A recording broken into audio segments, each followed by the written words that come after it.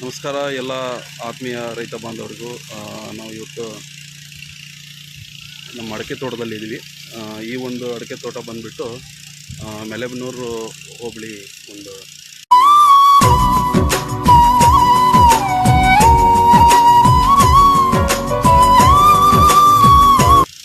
Total 2.5 ಎಕರೆಯಲ್ಲಿ ನಾವು ಸ್ಪ್ರೇಯನ್ನು ಹಮ್ಮಿಕೊಂಡಿದ್ದೀವಿ. ಮುಖ್ಯವಾಗಿ ಈ ಸ್ಪ್ರೇಯಲ್ಲಿ